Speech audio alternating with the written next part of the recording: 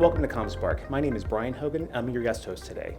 Today we're here with James McIntyre, Chief Information Officer at YMCA of Greater Cincinnati. Thanks for joining us here today, James. Thanks very much for asking me.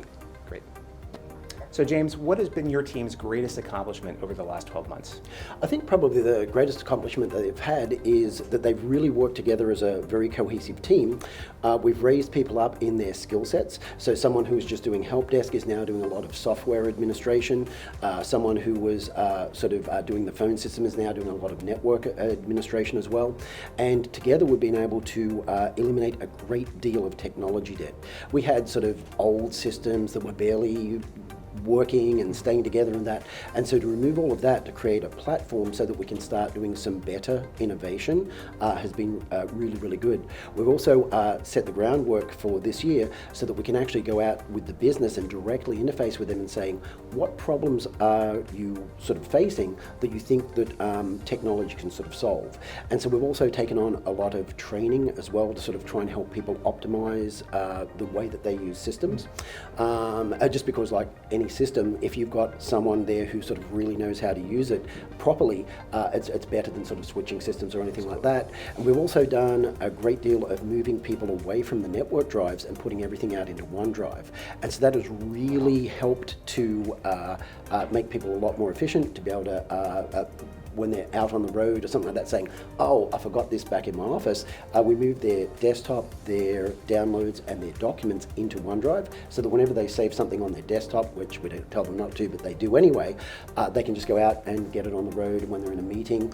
They downloaded a PDF that was important to them 3 days ago and they're in a business meeting and they say, oh, I've got it right here on my phone. So we found that to be very beneficial. Awesome. That's a lot in 12 months, right? So a lot of development with your team, which has got to be great for retention of your staff. Yes. Upgrading your fundamental infrastructure, right? So that you can do more with innovation than getting out into the business and moving things to the cloud. That's a lot. It has been quite a year, but it's been a lot of fun as well. That's fantastic. Yeah.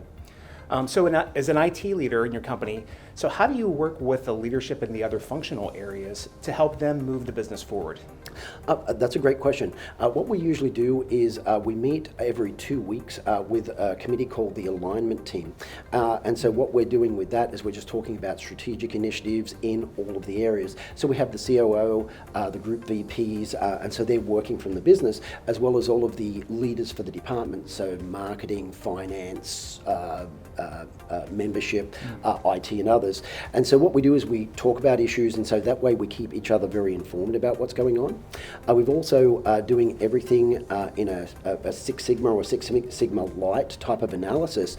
And so we brought on a person who is a master Six Sigma black belt who's helping us go through and work through all of the projects. So she's starting a project management office. And it was just actually 2 weeks ago, and I've got another meeting this week where we're actually going through, and as the C-suite, we are going through and prioritizing all of the projects that are out there because we've got about 110 or 120 improvement projects. Wow. There's no way we can do all of those even within a 3-year period. Right. And so it's which ones do we need to work on? And so we've got 8 criteria that are important to the business and to the strategic plan. And the CEO, of course, has his own column where it's the trump card, and he'll say, hold on a second, you're going to work on this one.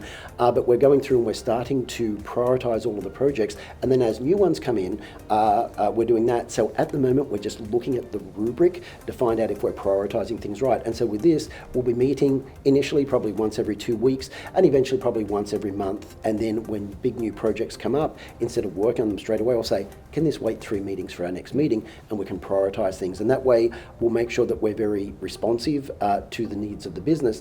And then I always like to have a personal chat with each of the branch execs. So I go out and visit like the major ones, like the larger branches. I go out and visit those a couple of times a month and just always just chat with the folks. And I always make sure that we've got my cell phone's always available 24/7.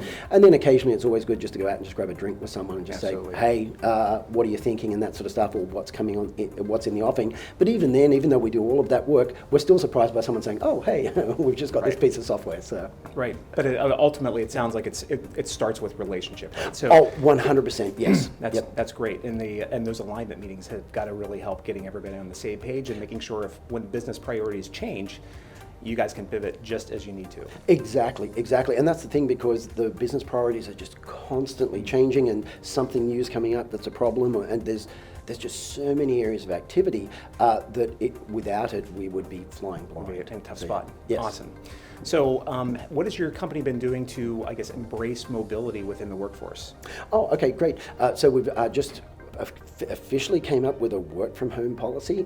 We'd had some sort of, it was all done under the table and with just agreements, but we've come up with an official working from home policy, as well as that with the move toward the Microsoft cloud, because we've got just still a bit of technology debt, and so our VPN is just going through a slow 10 megabits per second connection instead of the main 1 gig connection that we've got coming in. And so when people are downloading large files, it goes really slowly, and then people actually have to still log in to get access to their files. So now we've got a lot of people, we've got a few people on SharePoint. We're going to move everyone to Microsoft Teams. And so the people who are using Teams are just loving it. And so then we've also got people using OneDrive and Teams. And by doing that, they're able to be a whole lot more productive and do that when they're at home. And also being able to just pull that stuff up on your phone without having to get into VPN, and that it just makes people just so much more productive than what they have been previously. That's awesome. Yeah. That's a great move. So, and I guess lastly, what is your company doing to really embrace digital transformation? That's a great question. With digital transformation, there's just so much that's going on there.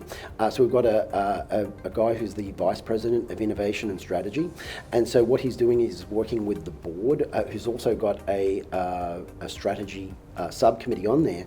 And so what we're doing is we're trying to sort of say, where can we bring about a little bit of investment in innovation so that we can get a much better sort of response. So we've been working with a company that sort of is developing an app for us, and we're finding that a lot of the thing that we're really trying to do is we're trying to, because of our ERP system, ultimately it's going to be the ultimate source of truth, and so we need to do API programming to get into there and do that.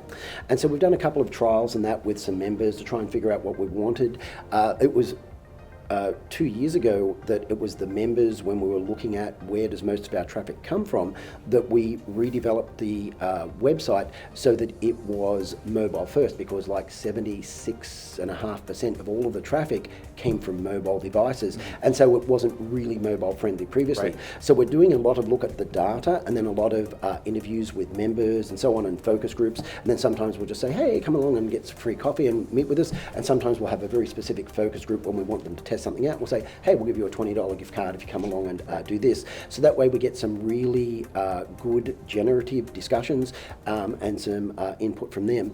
And so a lot of the stuff too, we're kind of beginning to look at some robotic process automation to try and figure out how can we free up the front desk folks so that they can, like from answering emails or answering phone calls and that type of a thing. Because a lot of people calling, 75% of our phone calls, and we've measured all these things, a lot of data for Six Sigma, 75% of our phone calls are, what's your address again, and what are the hours, and what hours are the pool open? And so a lot of those we can basically just put into a phone tree where a person can just push a button, find out what's going on, and that helps them there. And then instead of the person standing behind the desk, what we've actually got these days is we've got, we're experimenting at 2 branches, and the initial response has been fantastic. They have an iPad and a Bluetooth scanner around the neck. So they just scan and say, hi, how are you? So instead of the person just walking by and self-scanning, they're actually being engaged by the individual who's there, and someone drops a piece of paper, they can go pick it up and throw it in the trash can. And so the person is up, mobile and that, and so the front staff have been loving it, and the members, we've got some really great feedback too. So we're trying to do, we're always prioritizing things on what makes the member happy and makes them more engaged with us. And so that's part of the secret sauce that we have, that if we can help the members achieve their goals and we develop a relationship with them and help them develop relationship with others, then they'll get that sense of belonging and want to come back and want to recommend us. That's fantastic. So ultimately leveraging technology to almost improve your face-to-face personal relationships with your members, helping them feel more engaged, more welcomed, by offloading some of the stuff from your staff that normally would keep them away from their members. So yes, in fact, I love the way you said that. You said it even better than I did. Awesome. Well, hey, thank you so much for your insights today. And thank you so much. Great. And thank you so much for joining us today at CommSpark. If you'd like to learn more, visit us at commspark.tech. Thank you.